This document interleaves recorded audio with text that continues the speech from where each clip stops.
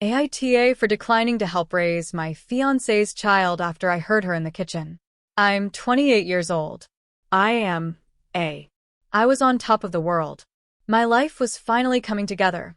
A stable career, a home I was building, and a baby on the way with the woman I loved. I thought I had it all.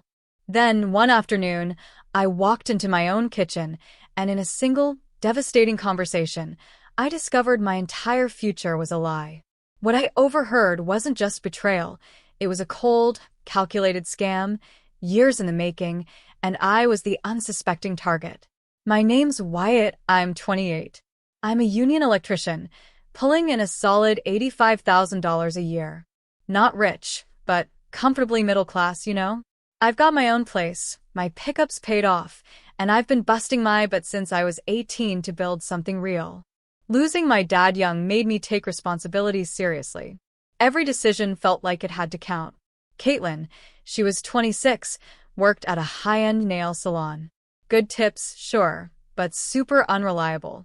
We'd been together almost 3 years. Then, about 7 months ago, she told me she was pregnant. I reacted exactly how I thought I was supposed to. I proposed. That's what you do when you're going to be a father, right? I remember asking myself that. Her reaction? Not exactly thrilled. More like she was doing me a favor by saying yes. I brushed it off, told myself she was just scared. Man, I should have listened to my gut. It was screaming. From that moment on, I was footing every single bill. Prenatal appointments, baby gear, her half of the rent since her income practically vanished. I even added her to my health insurance as a domestic partner. We're talking nearly $8,000, not even counting the $4,200 I dropped on that engagement ring. It was a lot, but I kept telling myself, this is for our family. Then came that afternoon. A job site closed early because of rain, so I decided to surprise her. I picked up some ridiculously overpriced sushi she loved and used my key to quietly let myself in. I heard voices from the kitchen. It was Caitlin and her sister, Marissa. I was about to announce myself when Marissa's voice cut through the air, clear as day. I still can't believe you're really going to marry him. My blood ran cold. What? Caitlin's response hit me like a punch. Wyatt has great insurance and a stable salary, but honestly, you're settling. She actually said that. Marissa chimed back. Colby can't offer what this baby needs.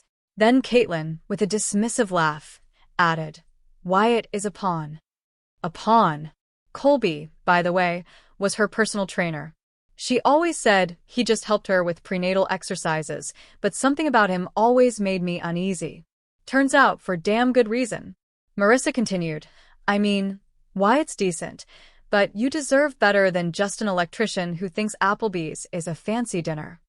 Applebee's? That was her biggest complaint? But Caitlin's next words solidified the ice in my veins. I care enough about him, and honestly, he's so desperate to play the hero that he'll never question anything. He just nods and pays for whatever I want.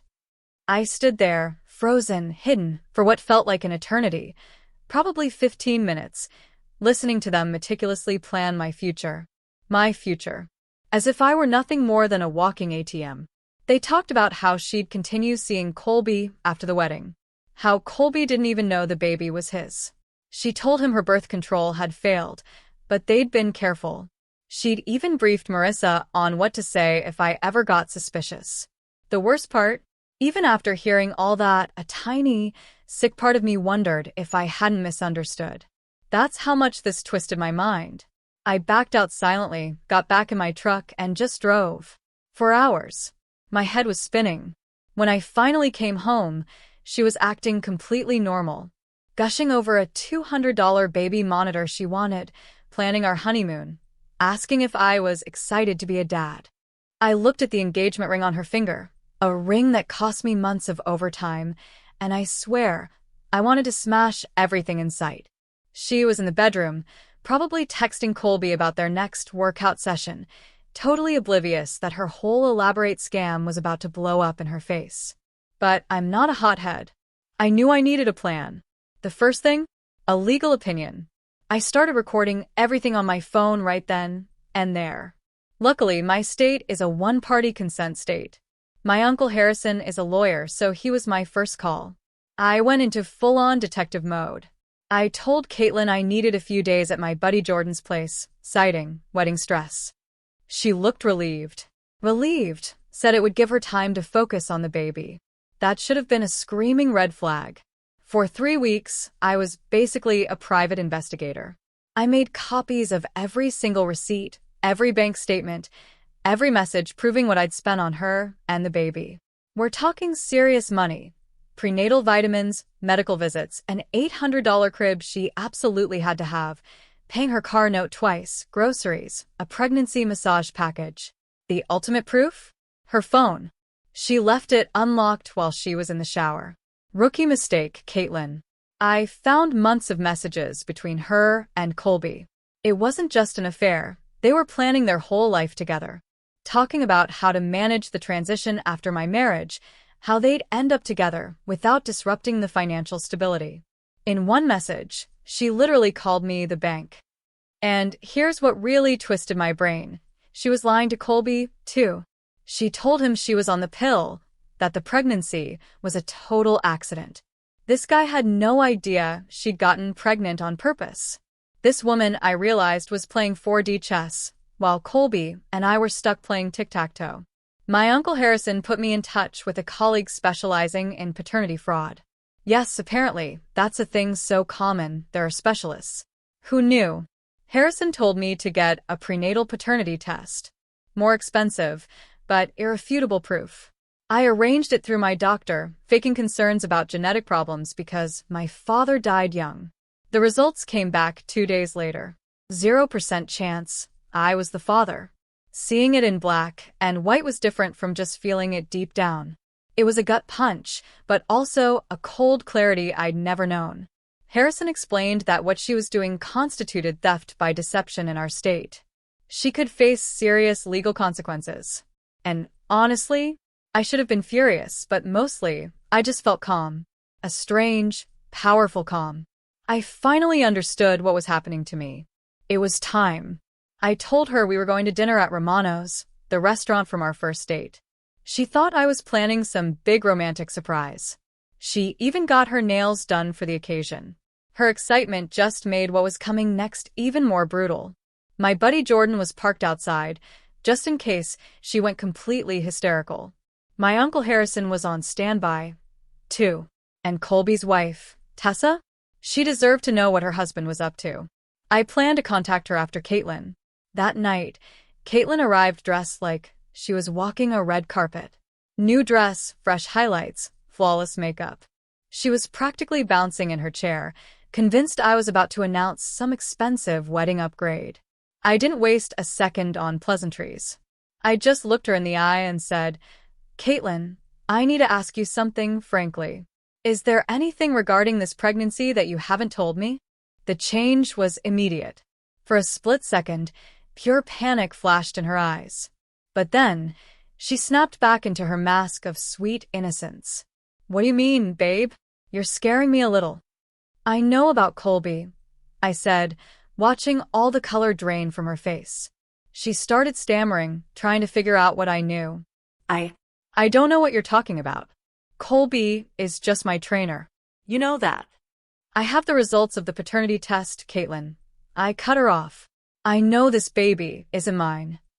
She just stared at me for what felt like 30 excruciating seconds. Not a word. Then the tears started. But they were the fakest tears I have ever seen. You could almost see the gears turning in her head. Wyatt, please let me explain. It's not what you think. Go ahead, I challenged. Explain. She launched into this whole tearful story about a single mistake, just one time, when we were arguing about money, and she was emotional and lost. Colby was there for her. Blah, blah, blah. It was all a pathetic lie. I saw the messages, I stated flatly. And I heard you talking with Marissa. That's when the mask completely fell off. The fake sobs stopped dead.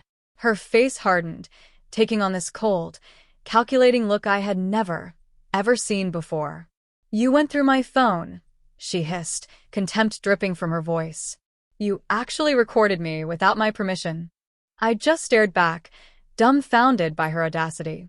"You are planning a fraud and you're worried about privacy?" And then she said the line that will haunt me for the rest of my life. "Even if the baby isn't biologically yours, you're still going to be his father. Whether you like it or not. We are getting married in 2 months. I won't let you destroy our family for a stupid technicality." A technicality? She just called paternity fraud a technicality. My voice was dangerously calm when I replied, "There will be no wedding, Caitlin." That's when she completely snapped. She started screaming right there in the middle of the restaurant, accusing me of abandoning my responsibilities, destroying her life, swearing she'd make sure everyone knew what a selfish person I really was. Other customers were staring. The manager rushed over. It was an absolute madhouse. "You think you're so smart," she shrieked, eyes blazing. "Good luck finding someone else who'll put up with your boring life. You are nothing special, Wyatt. Just a blue-collar worker with a loan on his pickup." The pure contempt in her voice was sickening. This woman, who I had planned to spend my life with, had just shown me exactly what she thought of me. I calmly laid $40 on the table for my half of the meal and walked out. She was still screaming as I left. I drove straight to the wedding venue and canceled everything. I lost the $2,500 deposit, but in that moment, it felt like the best money I'd ever spent. Since then, she hasn't stopped calling. First begging, then threatening, then trying to manipulate me with her pregnancy symptoms. This morning, she actually showed up at my apartment, sobbing, saying she'd leave Colby and we could fix things. When I didn't let her in, she threatened to drag me to court for child support anyway. My Uncle Harrison says that won't fly, especially with my evidence. But this woman? She's capable of anything. I also sent Tessa, Colby's wife, screenshots via Facebook. She deserved to know. I haven't heard back yet, but I'm sure that's going to cause its own explosion of drama. 3 weeks ago, I thought I was going to be a husband and father. Now, I realize the last 3 years were an elaborate scam. But for the first time in months, I can finally sleep through the night. Jordan says I look like a different person, more relaxed, no longer constantly on edge. I guess I never realized how much stress I was carrying until it just vanished. And just like that, the first domino fell. Tessa replied. She wants to meet me. Apparently, Colby has pulled this kind of stunt before, and she's been gathering evidence for months. This was about to get very interesting. The meeting with Tessa was like something out of a spy movie. No joke. She arrived with a folder thicker than my electrical code book, perfectly organized with dividers. Turns out, she'd been suspicious of Colby for over a year and hired a private investigator 6 months ago. She had photos of him and Caitlin together, hotel credit card statements, even geolocation data from his phone. But here's the kicker. Caitlin wasn't his first mistress. This guy had been cheating on his wife for 3 years straight. Tessa told me she needed something massive to truly nail him in divorce court. A secret baby? Exactly what she was waiting for. She was filing for divorce next week, and with all this evidence, she was going to ruin him financially. Exclusive custody of their daughter, the house, his 401k, even a part of his future income from the gym. It was beautiful. Meanwhile, Caitlin had gone completely off the rails since our dinner. When the crying and manipulation didn't work, she decided to go on the attack. She started posting on Facebook, calling me a coward, saying I abandoned my pregnant fiancé, claiming I was just another selfish man. The best part? She actually launched a GoFundMe titled "Single Mother Needs Help" after the baby's father abandoned his family. She used a photo from our vacation last summer where we looked all happy and in love. She had the nerve to ask for $5,000 to get back on her feet. My family knew the truth, but some mutual friends were giving me weird looks. It's crazy how fast people assume you're the bad guy just because she's pregnant. But Caitlin made her biggest mistake when she tried to threaten me legally. She had some shady lawyer send a demand letter claiming I owed her child support regardless of paternity because I had assumed the role of father and funded the pregnancy. My Uncle Harrison literally burst out laughing when he read that. That's when we went on the attack. Theft by deception is a crime in our state, punishable by real prison time. Harrison's colleague sent a response to Caitlin's lawyer, crystal clear. In essence, your client attempted to commit fraud by deceiving our client about paternity with the intention of obtaining financial support under false pretenses. Cease all contact or we will initiate criminal proceedings. She dropped the child support threats very quickly after that. But we weren't done. We also had legal documents served to Colby, officially establishing him as the biological father and demanding child support. His lawyer asked for proof. So we sent the paternity test results, along with some choice messages between him and Caitlin. 2 days after Colby was officially notified, guess who showed up at my apartment? Not her this time. Furious. Caitlin looked like she hadn't slept for 72 hours. Messy hair, runny makeup. We need to talk now, she demanded, trying to force her way past me. I blocked the door. You can't do this to Colby. He has a family to think about, she pleaded. He had a family, I corrected, looking her straight in the eye. And that's not my problem. You don't understand. He can't afford to pay child support now. Tessa is taking everything in the divorce. You're destroying his life for nothing. The audacity of this woman. She was seriously asking me to consider Colby's financial situation, as if her affair baby was my responsibility. You should have thought about that before you decided to play family, I replied. Then she switched tactics, instantly playing the victim. Wyatt, I know I made mistakes, but we can still fix this. Think of all the good times we had. You don't want to not be a father, not of another man's son. That's when her mask completely shattered and the real Caitlin emerged. Do you have any idea what it's like to depend on someone for absolutely everything? She screamed. I needed security, Wyatt. I needed to know my baby would be taken care of. So you committed fraud, I said. I did what I had to do, she shrieked. Do you think it's easy being with someone like you? Someone who thinks Olive Garden is fine dining and buys tools instead of taking me on real vacations. There it was. The truth. All those times she made remarks about wanting nicer things, or seemed embarrassed when we hung out with her salon colleagues. I was never good enough for her. Just good enough to pay her bills.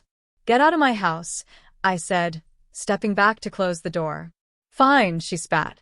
But don't come crawling back when you realize what you lost. Good men don't abandon pregnant women, Wyatt. Everyone is going to see what kind of selfish person you really are. Let them look, I replied, slamming the door and locking it. For the first time in months, I felt completely at peace. But it wasn't over yet. The next day, Colby called me, crying like a total loser. Wyatt, man, please don't ruin my life. I didn't know she was trying to trap you. I thought you guys were solid. So that made it acceptable to sleep with my fiancé? I shot back. We can work something out. I'll reimburse you for the medical costs, everything you spent, but don't force me to pay support long term. I'm about to lose everything with the divorce. I just hung up on that pathetic guy. Then Marissa, Caitlin's sister, decided to join the harassment campaign. She started sending me messages at all hours, calling me a selfish piece of work, a coward. You are destroying my sister's life because you are too insecure to face the truth, read one message. She is much better off without a loser like you anyway. I hope you are happy ruining an innocent baby's future. Then she started calling, leaving voicemails explaining that I was just a failure, a good-for-nothing who should be grateful a girl like Caitlin deigned to look at me twice. The entitlement runs deep in that family. She could have had anyone. Marissa screamed in a voicemail. But she settled for your boring life. And this is how you thank her? You are pathetic. I blocked her number after the 5th call. I didn't need that toxic nonsense in my life. The legal steps were moving fast. My Uncle Harrison filed documents to officially remove any parental responsibility or rights I might have had. We were also suing to get reimbursed for all expenses. Tessa and I were coordinating our files, her lawyer working with mine. And Jordan was helping me move Caitlin's stuff out of my place. We found some interesting things in her junk drawer that I was definitely keeping for later. Honestly, these people kept digging their own graves.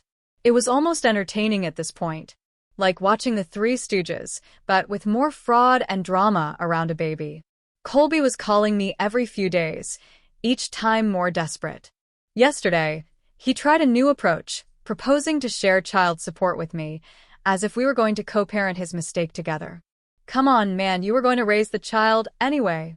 What difference does it make?" he whined. "The difference, you cheating idiot," I thought, "is that in one scenario, I am a father, and in the other, I am a mark in a scam." I blocked him. But Caitlin wasn't done making things public. This crazy woman showed up at my job site Tuesday morning. A commercial project downtown with about 30 guys at work. She arrived, 8 months pregnant, in tears, screaming that I had abandoned my family. "It's him," she shrieked, pointing at me while I was on a ladder installing conduit. "That's the father of my baby. He left us with nothing." My foreman, Brent, came over. "Wyatt, what is this mess?" The whole crew stopped to watch the show. She was sobbing, saying I'd promised to marry her, that I was leaving her homeless, that she didn't know how she was going to feed the baby. I calmly climbed down from the ladder and walked up to her. "Caitlin, you need to leave now. I won't leave until you do the right thing. Everyone deserves to know what kind of man you really are." So I pulled out my phone, and I played one of the recordings. Her voice, perfectly clear, talking to Marissa about how I was just the bank and that Colby was the real father. The entire job site went dead silent. "Does anyone else want to hear the rest?" I asked, looking around. Nobody said a word. Caitlin's face went white, then red. Then she started screaming about illegal recordings and invasion of privacy. Brent told her to get off the site or he'd call the police. She left, but not before screaming that I'd regret humiliating her like that. My coworkers were looking at me like I'd grown a second head. Then Jordan, who works on the same site, started clapping slowly.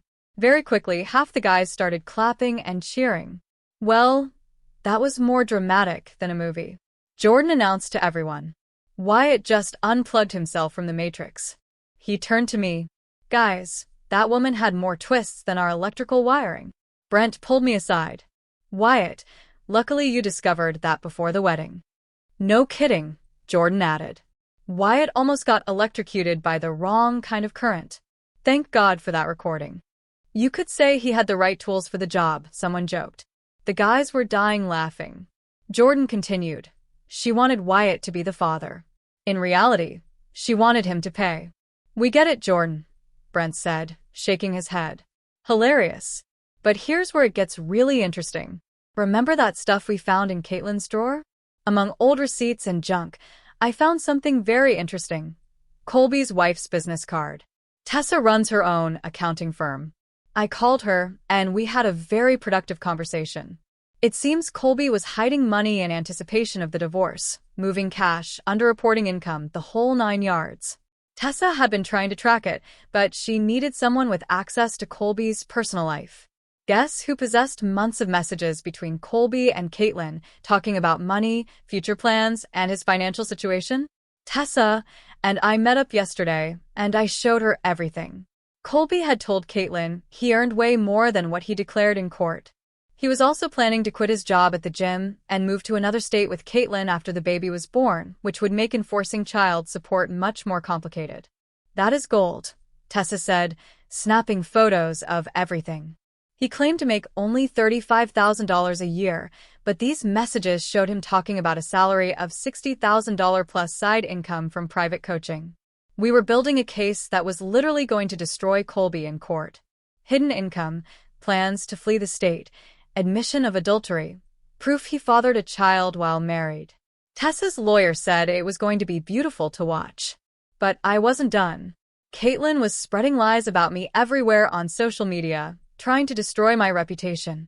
She posted in local Facebook mom groups calling me a coward, sharing my photo, and even publishing the address of my electrical company, asking people to spread the word about what kind of man they employed. That was her mistake because now it wasn't just personal. She was attacking my livelihood. My Uncle Harrison is helping me build a case for defamation.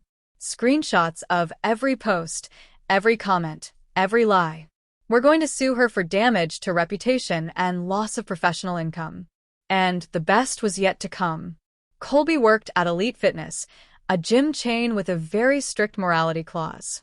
Relations with clients, dishonesty, criminal behavior, all led to immediate termination and blacklisting from other gyms. Jordan has a friend who's a member at Elite Fitness. Guess who received an anonymous package containing very interesting information about one of its trainers? The baby was due in 3 weeks. Colby still didn't know Caitlin got pregnant on purpose. Tessa's divorce would be finalized next month. And me? I was just here, with my popcorn, watching everything collapse. Jordan came over yesterday to help me put Caitlin's stuff in boxes. And this guy, he killed me with laughter. He walked in wearing rubber gloves, saying, "Time for hazmat cleanup, boys. Removing toxic waste." The first thing he finds is her collection of overpriced face masks. Look at this, Wyatt. $80 for a mud mask. I can get the same thing for free on a job site. He starts putting them in a box labeled pricing error. Then he stumbles on her pile of romance novels. Oh, look. How to Catch a Millionaire and The Gold Digger's Guide to Finding Love. I'm starting to see a pattern, Wyatt. It's basically a manual explaining what she did to you. But the best was when he found her Victoria's Secret receipts. Dude, she spent $300 on lingerie last month. I assume that wasn't for you, unless you suddenly developed a weakness for leopard print. He was waving the receipt in the air. More red flags than a communist parade. We even found her diary. I didn't read it, but Jordan couldn't resist. Listen to this one, he said. Asterisk Colby makes me feel alive, but Wyatt makes me feel safe. Asterisk, he looks at me, shaking his head. Wyatt, you were dating a walking contradiction. It's like saying, I love pizza, but I'm going to marry broccoli because it's healthier. By the end, Jordan had turned organizing her stuff into a full-blown stand-up routine. This relationship had more issues than a magazine subscription. Brother, luckily, you canceled before the next issue came out. Friends, it was like watching a controlled demolition. Everything crumbled exactly as I had planned, and it was even more satisfying than that scene in Fight Club, where the buildings collapse. First, the gym story. Jordan's friend delivered that anonymous package to Elite Fitness Management on Monday. By Wednesday, Colby was fired. Apparently, having an affair with a client while married, getting her pregnant, and lying about his income violates about 17 different policies. The gym manager even called me to verify certain information and thanked me for bringing it to their attention. Colby is now working at a 24-hour gym, minimum wage plus commission. Good luck hiding your income now, jerk. The divorce proceedings were absolutely brutal for Colby. Tessa's lawyer presented all the evidence I provided. Messages about his real income, plans to flee the state, confessions of the affair. The judge was not impressed. Your Honor, Tessa's lawyer declared, my client was systematically deceived and defrauded by her husband. He hid assets, lied about his income, and planned to abandon his responsibilities towards his wife and illegitimate child. Colby got pulverized. Tessa gets the house, exclusive custody of their daughter, 60% of his 401k, and spousal support. And Colby? He now has to pay child support for 2 children instead of 1. But wait, it's not over. Caitlin gave birth last week to a healthy baby boy. And here's where it becomes truly hilarious. Colby arrived at the hospital, expecting a happy family moment, and Caitlin sent him packing. I can't be with someone who isn't capable of providing for our needs, she told him in the maternity ward. I need stability for my son. This woman orchestrated a whole fraud to give Colby's baby a stable father, then rejected him as soon as he became financially responsible for this baby. You literally cannot make this up.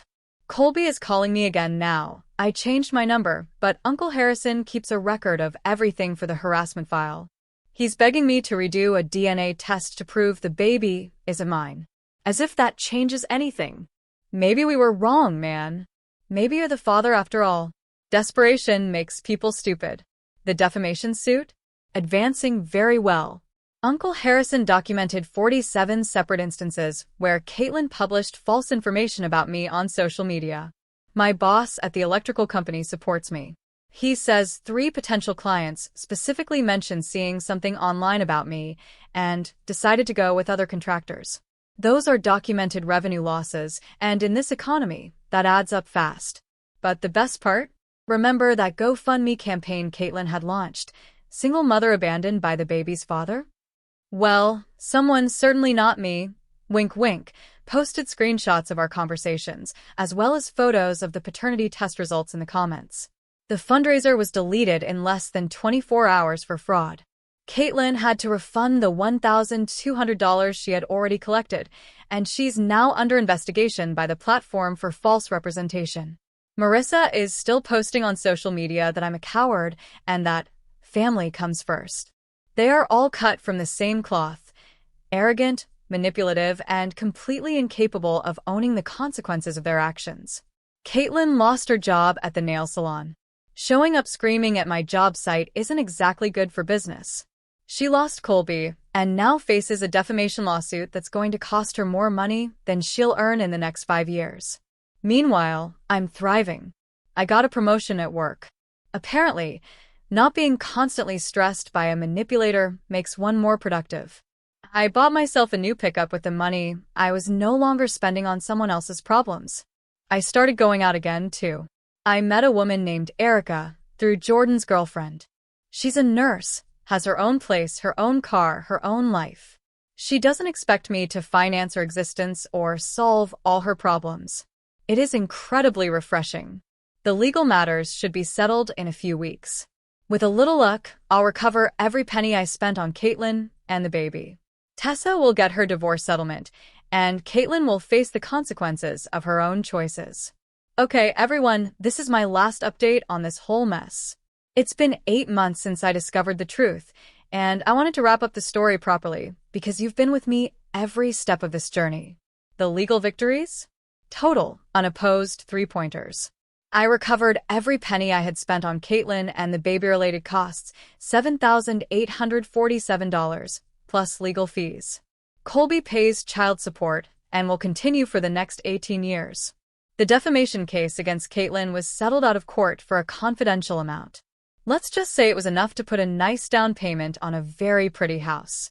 Colby's life completely collapsed, and frankly, it's beautiful to watch. Tessa literally cleaned him out. She got the house, sole custody, his retirement account, spousal support, the whole package. He now lives in a studio apartment above a pizzeria and works 2 jobs just to cover child support for his 2 kids. The funniest part is he's still trying to reconnect with Caitlin, convinced they can still have their fairy tale ending.